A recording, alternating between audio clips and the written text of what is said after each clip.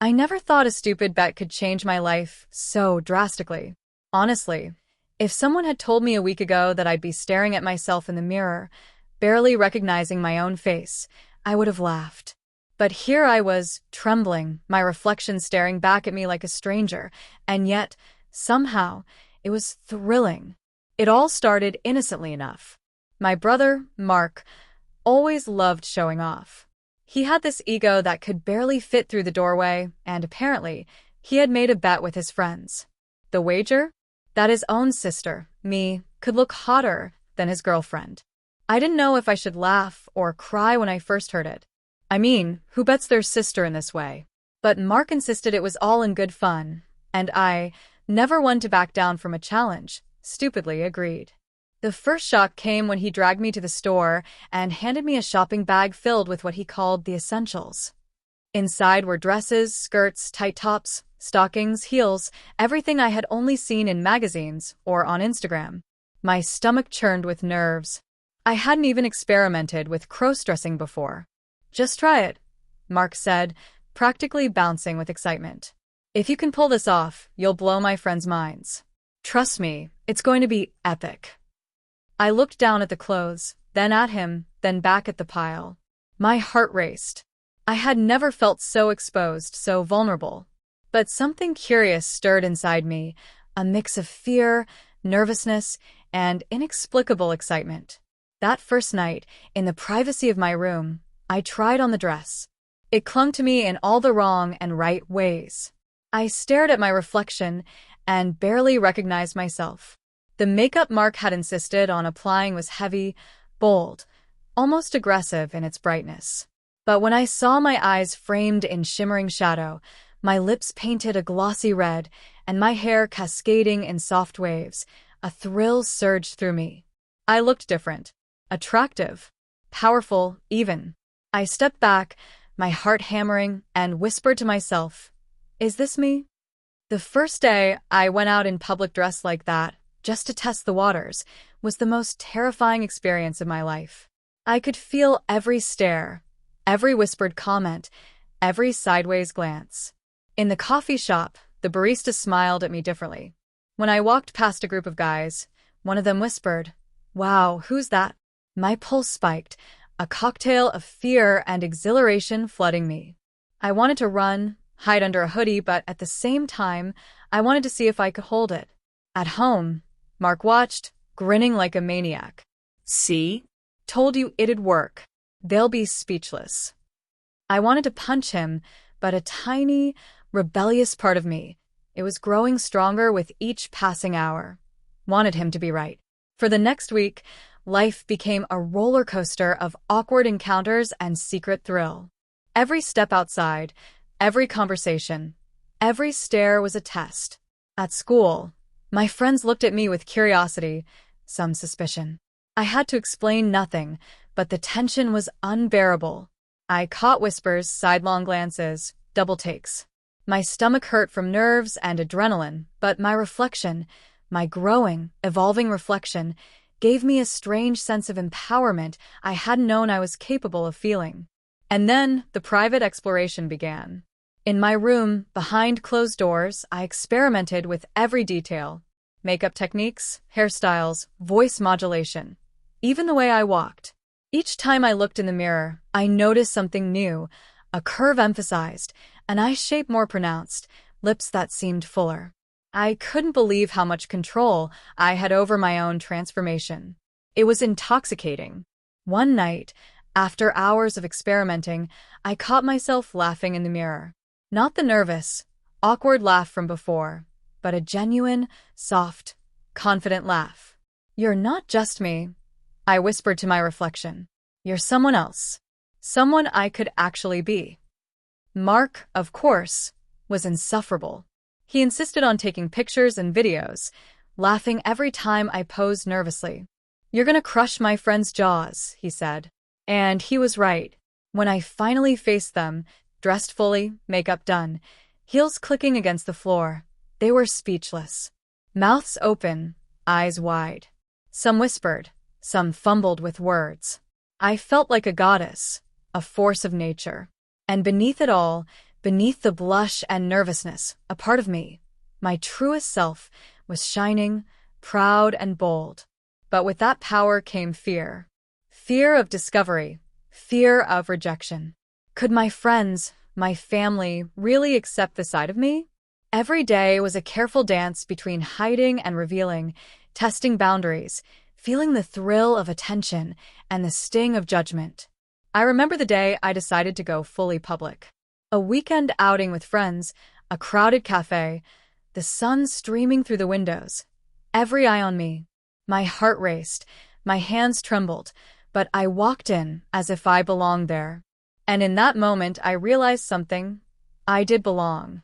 I was worthy of attention, of admiration, of my own pride.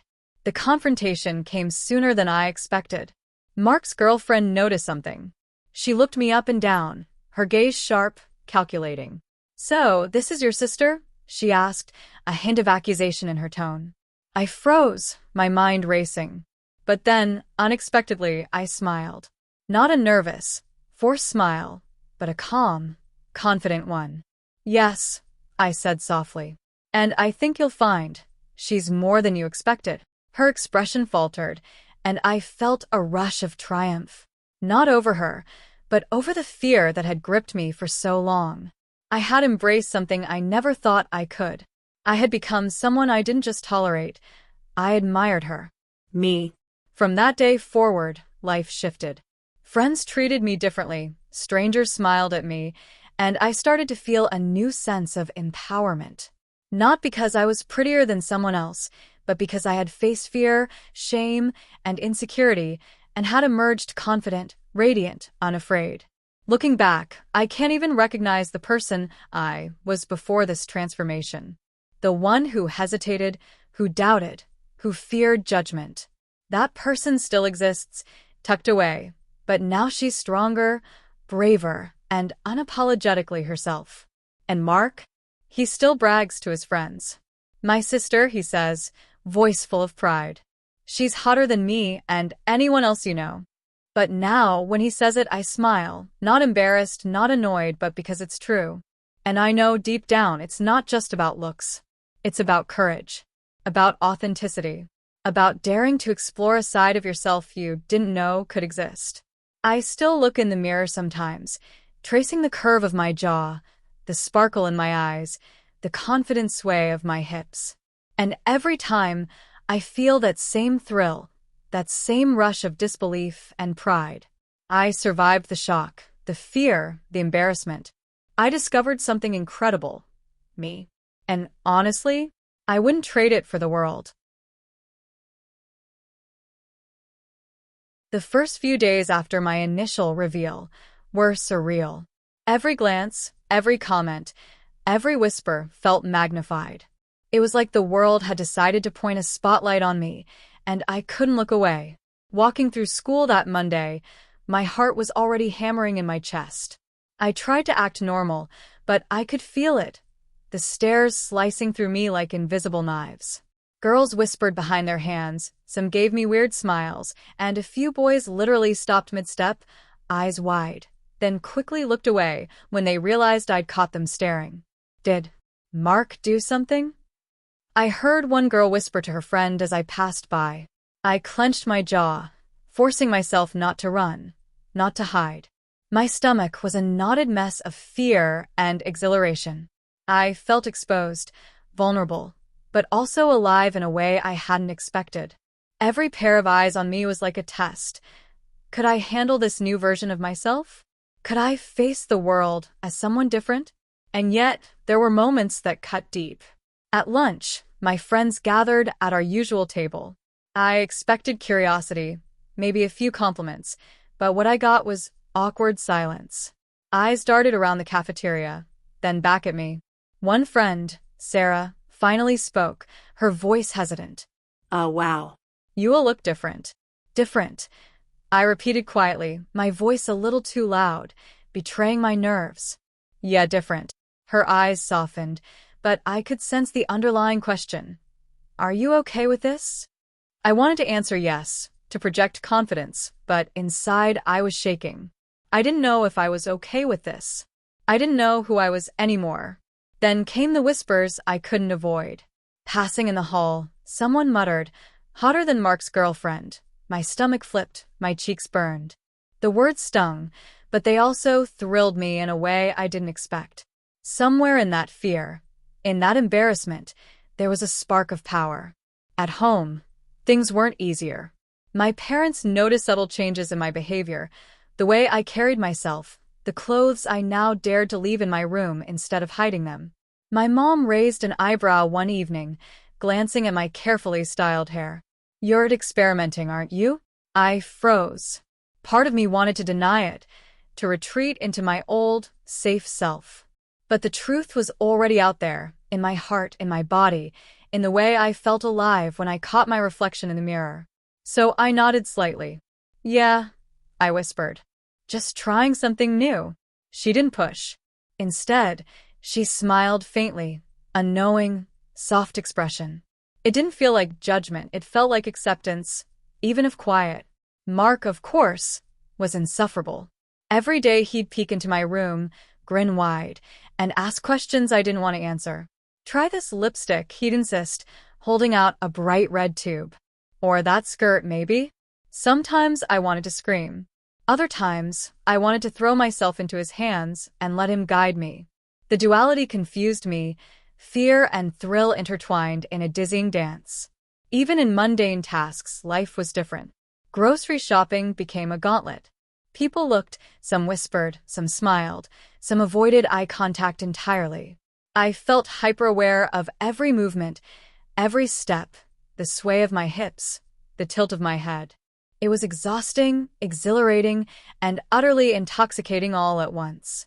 Then came the moments alone, where the walls of my room became a sanctuary. I started to experiment, not just with clothes and makeup, but with the subtleties of movement, voice, and behavior. I'd practice walking with a different sway, trying different ways to tilt my chin, gestures that felt alien, yet strangely natural.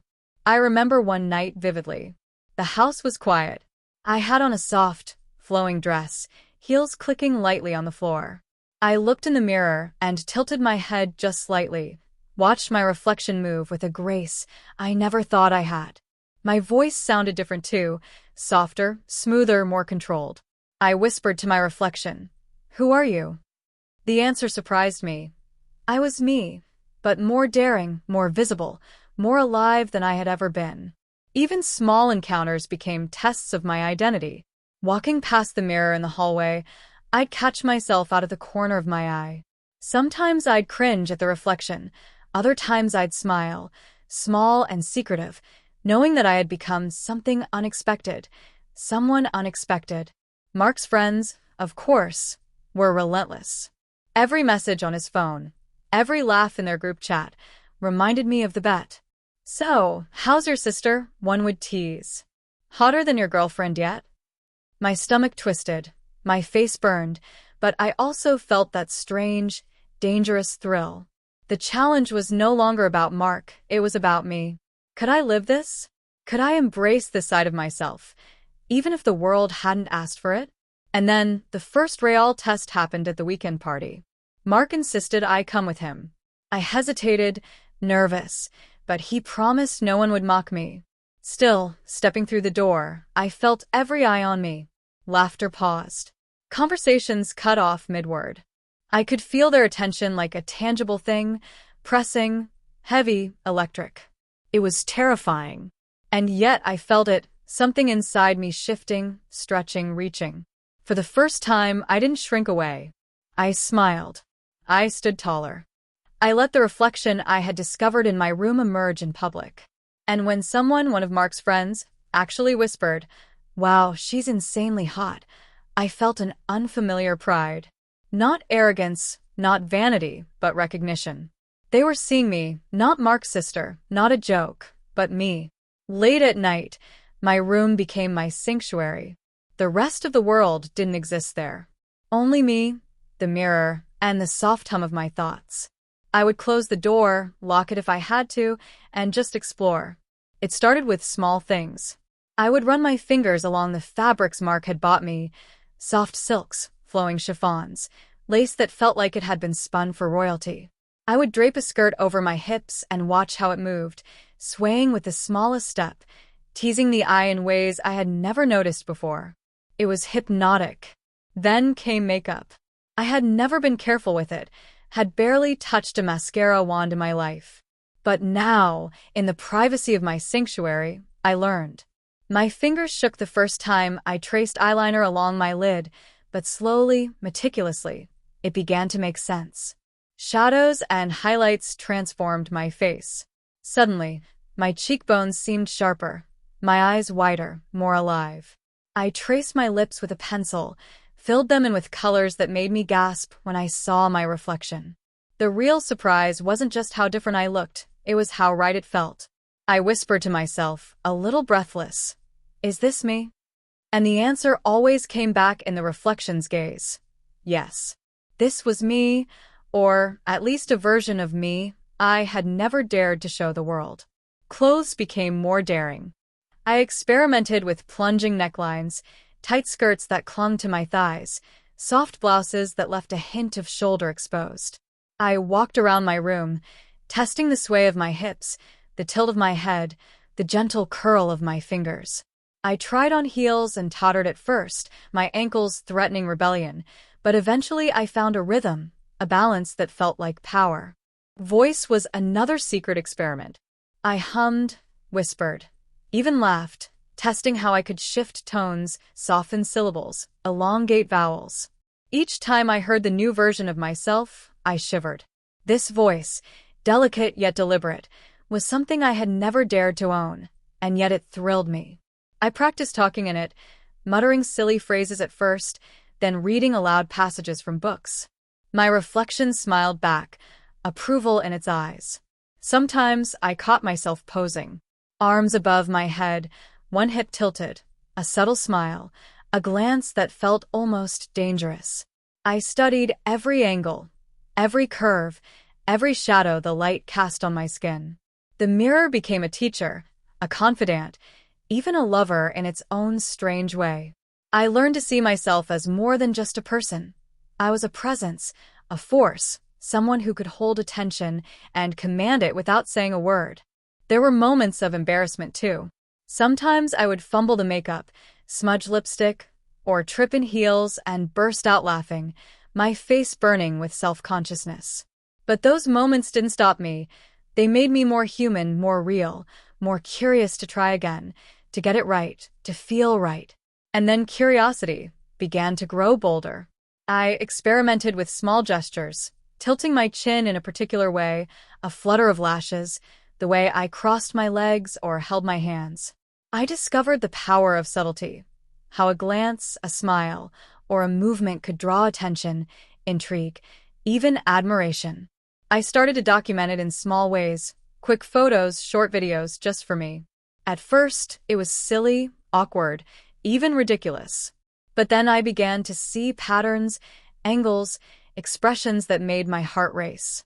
I laughed at my own audacity, whispering to the mirror, "Who are you? Who have you become?" And each night, I grew more certain that this wasn't just play. It was discovery. Sometimes I even imagined the world outside. How would it feel if someone actually saw me like this? The thought sent shivers down my spine. Fear, yes, but a stronger thrill, a desire to test the limits of what I could be. I practiced walking past imaginary crowds, turning my head just so, letting a subtle sway carry me past invisible eyes. One night, after hours of this private ritual, I stood in front of the mirror, fully dressed, makeup perfect, hair flowing, heels clicking softly against the floor. I looked at my reflection and gasped. The girl staring back at me was confident, radiant, electric. Her eyes sparkled with mischief and power. Her lips curved into a knowing, playful smile. And I whispered, almost reverently, "I think I like her. I am her." It wasn't just vanity. It wasn't just curiosity. It was recognition, acceptance, even love for this version of myself.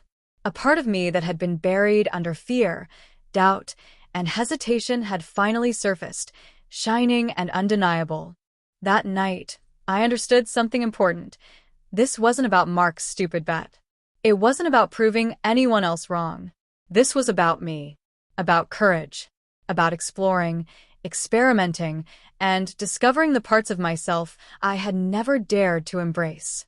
And as I finally crawled into bed, my reflections still etched in my mind, I realized that the real adventure was just beginning. The first time I stepped outside fully dressed, my heart felt like it might jump straight out of my chest.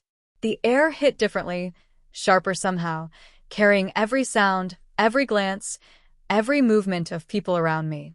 I had been rehearsing in my room for weeks, perfecting every step, every tilt of my head, every flick of a smile, but nothing prepared me for the real world. Mark practically dragged me to the cafe downtown. "Just act normal," he said, grinning like he'd just unlocked the ultimate cheat code in life. "No one will believe this is the same person." Normal. I repeated the word in my head like a mantra, but it felt impossible. Every step in my heels made my legs quiver slightly, but I forced a calm, measured sway, the kind I had practiced endlessly. Every glance at a passerby made my stomach flip, but I held my head high, chin slightly up, lips curved just enough. Inside the cafe, the effect was immediate. Conversations paused mid-sentence. A few people stared, their heads turning just a little too long. One group of college students even whispered under their breath, stealing glances at me between sips of coffee. My pulse raced, not from fear this time, but excitement. The thrill of being seen, truly seen, was intoxicating. I ordered a latte, my voice soft but deliberate, careful to maintain the cadence I had practiced. The barista's eyes lingered a little longer than necessary, and I caught myself smiling under my breath. She handed me the cup, and I felt a small surge of victory. I had done it. I had carried this persona into public, and it had held. We walked along the street afterward, Mark snapping a few photos under the pretense of documenting his sister's transformation. He was insufferable, narrating to his friends over the phone how I looked, how everyone was reacting. But I didn't care. I was too busy noticing the power I had in my stride, the way the world responded to me in subtle, undeniable ways. Every small interaction was a lesson. A man held the door for me longer than usual. A group of girls whispered behind their hands and giggled. I caught their eyes in passing and let a subtle smile play on my lips. I could feel their curiosity, their intrigue, and it thrilled me in ways I hadn't expected. By the end of the weekend, something had shifted inside me. The fear that had gripped me for so long, the fear of judgment, of ridicule, of rejection, had begun to loosen. I realized I could control this persona, mold it, and navigate the world through it.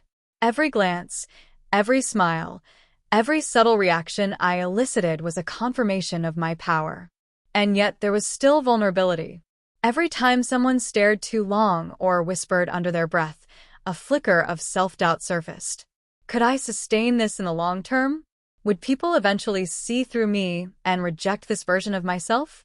Those thoughts would creep in, but the thrill of attention, of control, and of self-expression outweighed them. I remember one moment in particular at the weekend market. I was browsing jewelry, a delicate silver bracelet in my hand, when a man approached. "Excuse me," he said, voice polite. "You have an amazing presence. Very striking." My heart raced and my cheeks flushed. I smiled, thanked him softly, and moved on, but inside, I felt a surge of affirmation. This wasn't just about looking good. It was about being noticed, being felt, and embracing a version of myself that I had never dared to show. Even Mark noticed. Wow," he admitted one evening as we scrolled through photos. "You've changed. Completely." I laughed softly, a genuine laugh, and said, "I'm discovering things about myself I didn't know existed. And I like it." The next week, I dared something even bolder, a small gathering at a friend's house. I arrived fully dressed, heels clicking on the wooden floor, hair perfectly styled, makeup flawless. Conversations paused as I entered, and I felt that same electric thrill.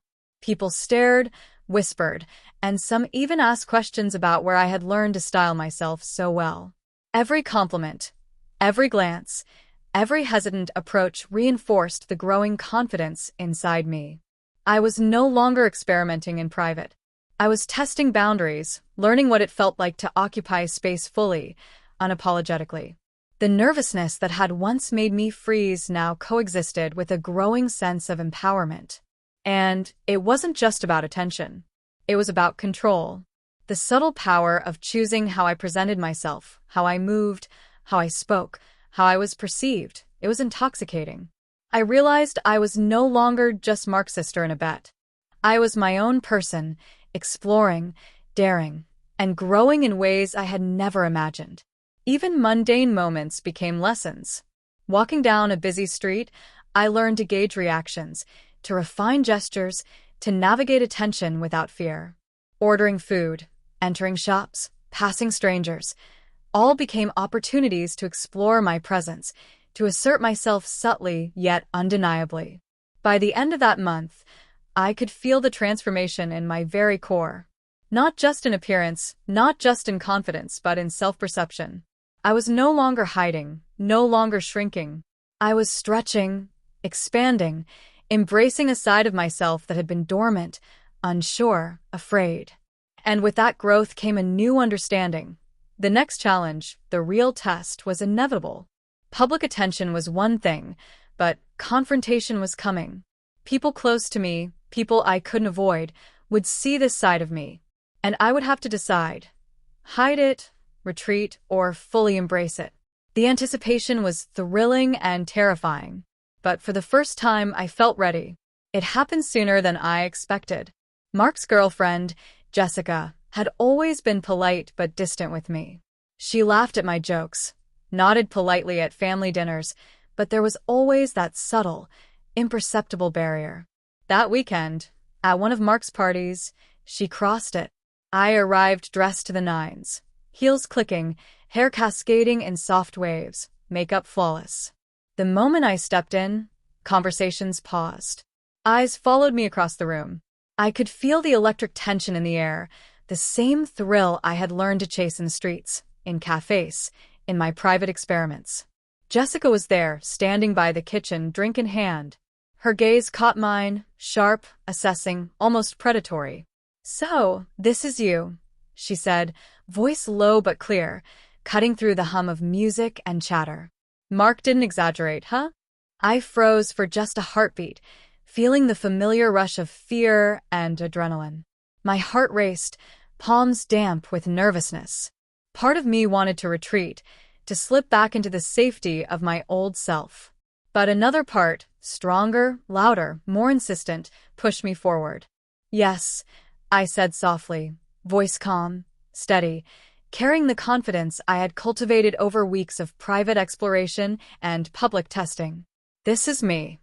Her eyes narrowed slightly, as if weighing my words against some unspoken expectation. "Wow," she said finally, a mixture of surprise and begrudging admiration. "I didn't expect this." The tension in the room was palpable. Conversations had stopped. People were watching. Some whispered, others just stared. And in that moment, all the months of fear, experimentation, awkwardness, and private thrill came crashing together. Jessica's next words cut deeper than any whisper or stare I had endured before. You're trying to compete with me, aren't you? With Mark." I shook my head, a small, calm smile forming. "No. I'm not trying to compete with anyone. I'm just me. And this is who I am right now. Whether anyone likes it or not." There was a pause, a long, heavy silence. I could feel every eye on me, every heartbeat echoing in my chest.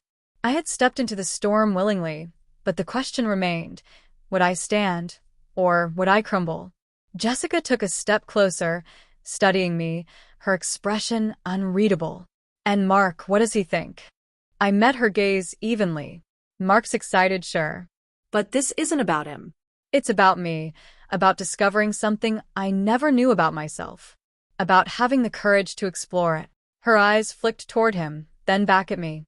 For a moment, I thought she might argue, might mock, might try to pull the conversation back under her control. But then she smiled. Not a warm smile, not a friendly smile, but a recognition. A grudging acknowledgement. "You're bold," she said finally. "I'll give you that." And in that moment, I realized confrontation wasn't about proving someone else wrong. It wasn't about winning a bet or outshining someone. It was about standing in my own power, in my own identity, without fear or apology.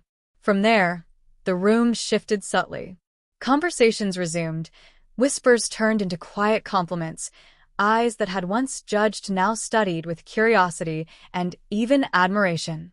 Mark clapped me on the back, laughing triumphantly. "See? "I told you she'd crush it." I laughed too, but it wasn't the nervous, uncertain laugh from before. It was confident, bold, and undeniably mine. I had faced the scrutiny, the judgment, and emerged fully realized, fully myself. Over the next few hours, I navigated the party with a new sense of authority. Strangers approached me, friends asked questions, and even Jessica engaged with me without reservation. The tension that had seemed so unbearable moments ago melted away, replaced with a calm, radiant power I had never experienced. And as the night wound down, I found a quiet corner and caught my reflection in the glass of a window. I studied her, the girl I had been terrified to show the world, the version of myself I had explored in secret, the confident woman I had become. I smiled softly, whispering under my breath, "You did it. You're not hiding anymore. You're here. You're real. And this is just the beginning." For the first time, I felt truly empowered. Not because I had won a bet, not because I had impressed Mark's friends, but because I had embraced myself completely, without compromise.